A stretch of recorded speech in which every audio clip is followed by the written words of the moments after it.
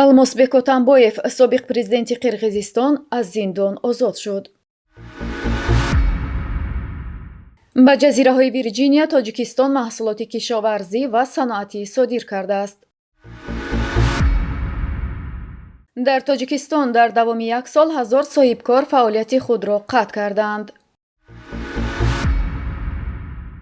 ҷангиёни афғонии Доиш дар наздикии сарҳадоти Тоҷикистон мустақар шуданд. собиқ президенти Қирғизистон Алмазбек Атамбоев аз зиндон озод шуд. акнун ӯ иҷоза ҳам дорад ки барои табобат ба хориҷа равад. Алмазбек Атамбоев пас аз озодӣ рӯзи 14 феврал дар суҳбат бо журналистон гуфта ки ба муолиҷа ниёз дорад ва бо даъвати нахуствазири Испания ба ин кишвар меравад, аммо бармегардад. ӯ гуфт ки парвандаи ӯ сохтакорӣ шудааст. Атамбоев гуфт: бисёриҳо мехостанд ки ман ҳеҷ гоҳ аз зиндон берун нашавам. медонед ҳукми додгоҳи олӣ дирӯз соати 5 содир шуда буд ва ин 24 соате ки ман ҳанӯз ҳам дар зиндон будам, ин муҳлати иловагии зиндон аст. шояд барои касе ин аҳамият надошта бошад, вале медонед, ин зиндон аст. ёдовар мешавем, Алмазбек Атамбоев ба он гунаҳкор шуда буд ки замони президентиаш Азиз Батукаев, як лидери олами ҷиноӣ, аз зиндон озод шуд. Азиз Батукаев соли 2006 барои даст доштанаш дар куштор, истифодаи силоҳ ва ташкили беназмиҳои ҷамъиятӣ ба 16 солу 8 моҳи зиндон ва ҳам мусодираи молу амвол маҳкум шуд. соли 2013, 7 сол баъди ҳукми зиндон, ӯро пеш аз муҳлат бо сабаби расмӣ дучори бемории табобатнашаванда будани ӯ аз зиндони шаҳри Норин ҷавоб доданд. моҳи январи соли 2019 вазорати корҳои дохилаи Қирғизистон таҳқиқи қазияи озодшавии ғайриқонунии Батукаевро аз сар гирифт ва моҳи октябр парвандаро ба додгоҳ фиристод. ҳамон соли 2019 Ҷогор Кӯкенеш, парлумони Қирғизистон, Алмазбек Атамбоевро аз мақоми собиқ президенти кишвар маҳрум кард ва ӯ ба ҷавобгарии ҷиноӣ кашида шуд.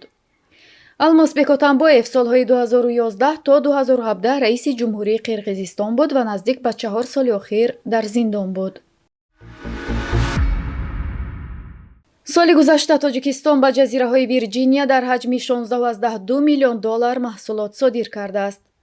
ҷазираҳои Вирҷиния як минтақаи офшорӣ аст ки чанд нафар аз шахсони наздик ба Эмомалӣ Раҳмон, раис ҷумҳури Тоҷикистон, дар ин минтақа ҳисоби офшорӣ доранд. аз ҷумла ширкати Ирс, ки масъули роҳи Душанбе Чаноқ буда барои ин аз ронандагон маблағ меситонад, дар ҷазираҳои Вирҷиния сабти ном шудааст. ҷамшед Нурмуҳаммадзода, раиси оҷонсии омор, 14 феврал зимни нишасти хабарӣ гуфт: аз Тоҷикистон ба ҷазираҳои Вирҷиния асосан маҳсулоти кишоварзӣ ва коркарди саноатӣ содир шудааст. Нурмуҳаммадзода дақиқ нагуфт ки кадом намуди маҳсулоти кишоварзӣ ба минтақаи офшорӣ содир шудааст, аммо аз содироти маҳсулот ба ҷазираҳои Вирҷин тавсиф карда гуфт: содирот васеъ шуда истодааст ва бозор ёфта намунд дар кор. гуфтанист, ин яке аз аввалин мавридҳое аст ки мақомот аз содироти маҳсулот ба ҷазираҳои Вирҷиния хабар медиҳанд. ширкати Ирс, ки дар ин минтақаи офшорӣ сабти ном кардааст, бо гузашти 13 соли фаъолият дар Тоҷикистон, номи молики он махфӣ мондааст. ҳатто аъзои парлумони ҳамон вақта, ки бо имзои онҳо тӯли 13 сол ин ширкат хуни тоҷикистониёнро мемакад, намедонистанд ки молики он кӣ аст. соли 2022 дар Тоҷикистон ҳудуди 1000 корхона барҳам хӯрда ва 28331 соҳибкори инфиродӣ фаъолияти худро қатъ карданд. дар муқоиса бо як соли пеш, адади корхонаҳои барҳамхӯрда 100 ва шумори соҳибкороне ки фаъолияти худро қатъ карданд 800 нафар бештар мебошад. Саъди Қодирзода, раиси Кумитаи давлатии сармоягузорӣ ва идораи амволи давлатии Тоҷикистон, дар нишасти матбуотии имрӯза гуфт: ҳамин қадари дигар соҳибкорон ба қайд гирифта шуданд, вале аз ироаи омори мушаххас худдорӣ кард. ӯ афзуд ки соли гузашта аксари соҳибкорон аз як намуди фаъолият ба фаъолияти дигар, аз ҷумла аз патент ва шахсӣ ҳуқуқӣ гузаштанд, ки ин ҳам ба омори барҳамхӯрии соҳибкорон шомил мешавад.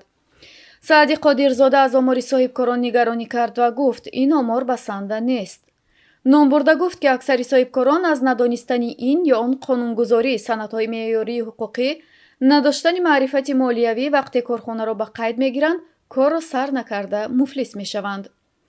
ба иттилои расмӣ ба ҳолати 1 январи соли равон дар Тоҷикистон 340100 соҳибкор фаъолият мекунанд, ки ин нисбат ба ҳамин давраи соли 2022 1300 нафар зиёд мебошад. تعداد جنگجویان دیش به 6,500 نفر رسیده است و قسم زیادی آنها در سرحد افغانستان با تاجیکستان مستقر شدند. در این باره رئیس ستاد مشترک سازمان پیمانی امنیتی دست جمعی گنرال پالکوونیک آناتولی سیدروف ضمن نشست خبریش اظهار داشت. به گفته سیدروف، خطر اصلی به ثبات در منطقه آسیای مرکزی از گروه‌های تندروی سرشمار است که در افغانستان مستقر شدند که اکثر آنها تا 4,000 نفر در نزدیکی مرز با تاجیکستان جایگیر شدند. به اطلاع رئیس ستاد مشترک سپد، آنها در ولایت‌های بدخشان، کندوز و تخار جایگیر شدند. قبلا استانیسلاف زاس که تا آخر سال 2022 راهبر سازمان پیمانی امنیتی دست جمعی را بر عهده داشت، گفته بود که افغانستان همچنان یک منبع خطر برای تاجیکستان باقی میماند. به گفته او، چالش‌هایی که قبلا بودند از قبیل خطر خصوصیت تروریستی، قاچاق مواد مخدر، افراطگرایی باقی ماندند.